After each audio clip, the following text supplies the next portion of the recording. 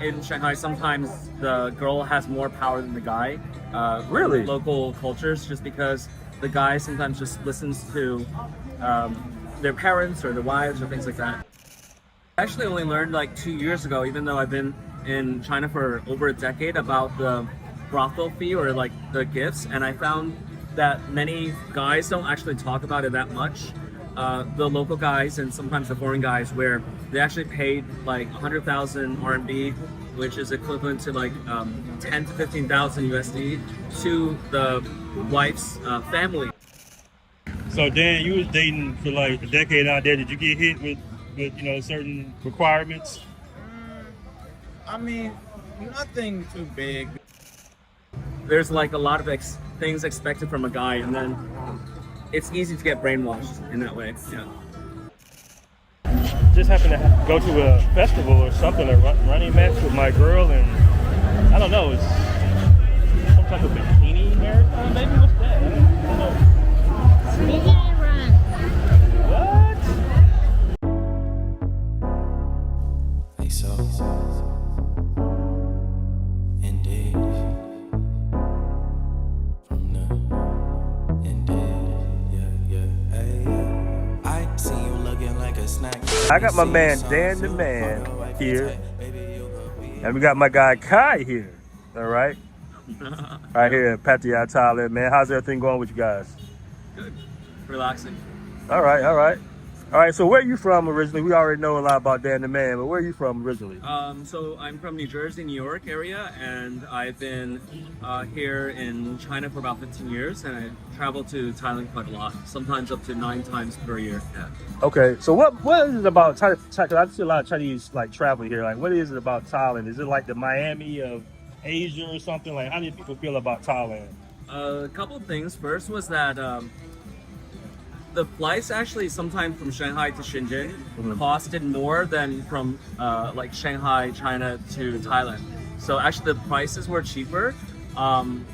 Sometimes when I'm in Hainan or like the Hawaii of China place, it's a little bit overpriced. So I feel that Thailand is a lot more relaxing, and especially like during COVID times when we're all kind of under lockdown, it was just everyone was like depressing. Back there, so coming here was really relaxing. So I think I started coming a lot more often at the beginning of COVID, and then just doing a lot of like Muay Thai stuff. So okay, you're a Muay Thai guy. Okay. yeah, so I did Muay Thai in Phuket, Pattaya, and Bangkok.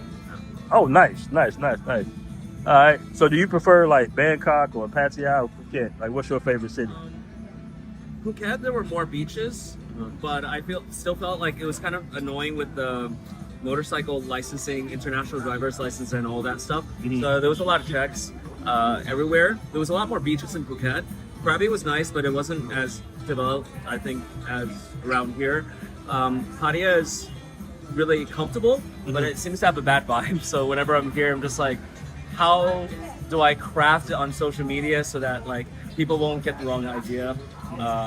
Just because I'm in education and stuff, and just a little bit worried about that. Bangkok, I think, has the best food for the cheapest price. Just not close to any beach. So Pattaya is nice, just has a bad reputation sometimes, I think. Okay.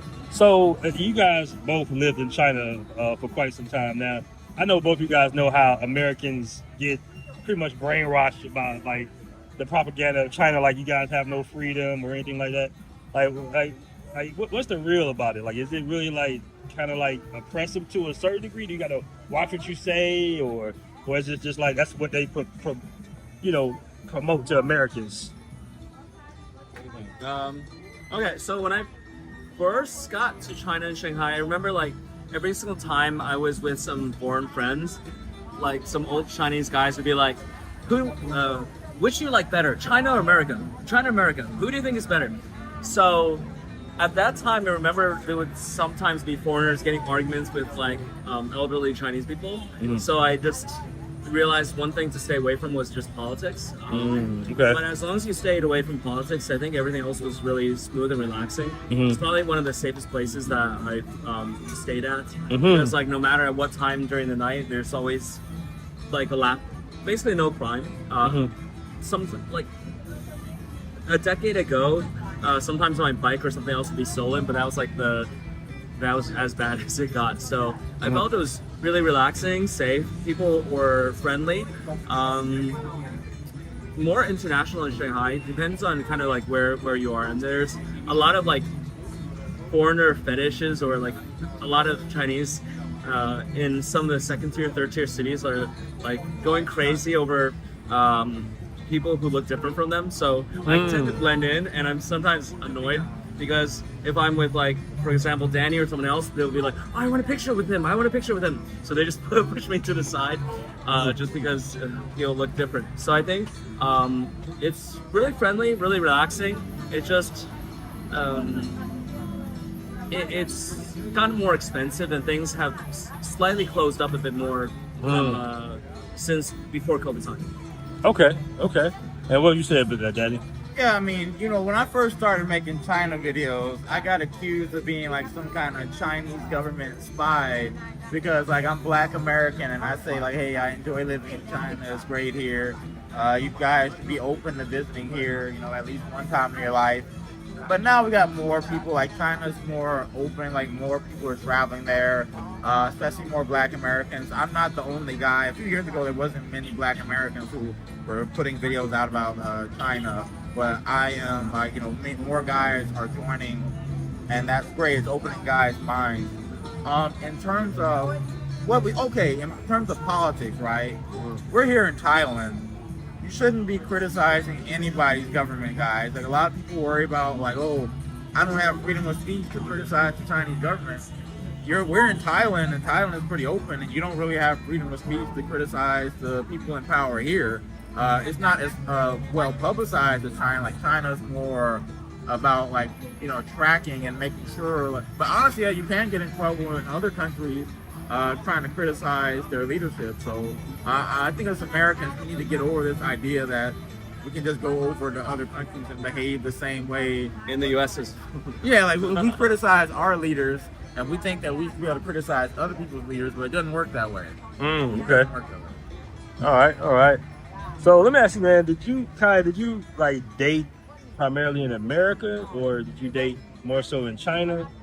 Because you was pretty young when you got to China, so. Yeah, so I liked non-Asians until I had a bad experience, and then I started liking Asians, but I still felt that most of the Chinese, there's always like this Asian fetish. So it was always a lot of competition, I think, in the States. And I guess I didn't really have that much confidence. I, of course, like, was probably a lot more handsome when I was younger, but it was still the lack of confidence and inability to speak. So when I went to China, I was like, ooh, there's a lot of Asians here, a lot of Chinese, and I was really happy.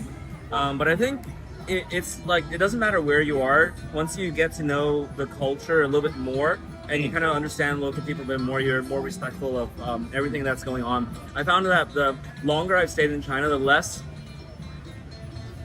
unique I became, because I just became one of the locals. So I didn't really have that any kind of competitive edge anymore. However, yeah, in China it's a different mindset in terms of traditional family values, in terms of what is expected in a relationship and everything. So I like it because it's unique versus like how dating culture might be in the States. But at the same time, it was also kind of relaxing when I dated someone that was more westernized, because I felt more calm, at peace, and I didn't have to like try to argue my second language Chinese sometimes when there was disagreements or things. Okay. So I really got into local culture for a long period of time, and that's how I became really good at Chinese. As they say, like, wherever you travel, say someone local, where you have to continuously talk in that language, and that kind of helps you a lot. Right. Right? Yeah. But then after a longer period of time, you find that you kind of miss people who have more similar values than you. So it kind of depends. Like, it goes into like men and women, the power dynamics, who has a bit more control. So I felt that the longer I was in Shanghai, usually like in Shanghai, sometimes the girl has more power than the guy. Really? Local cultures, just because the guy sometimes just listens to their parents or their wives or things like that. a lot more. So there's like a lot of things expected from a guy, and then it's easy to get brainwashed in that way. Yeah. All right, real question. Have y'all heard about the Passport Bros app? Wait, they got an app now? Yeah, and it's wild as hell. Them bros going live all over the world. That's crazy. They in Brazil, Colombia, Thailand. It's crazy. I ain't gonna cap. I be tapped in. Yo, what's good, fam? We out here tonight, city looking crazy. Hi guys, thanks for tapping in. Hey, $10 drop already? Appreciate y'all you. showing love. It's body, much love. Powered by thousands of Passport Bros,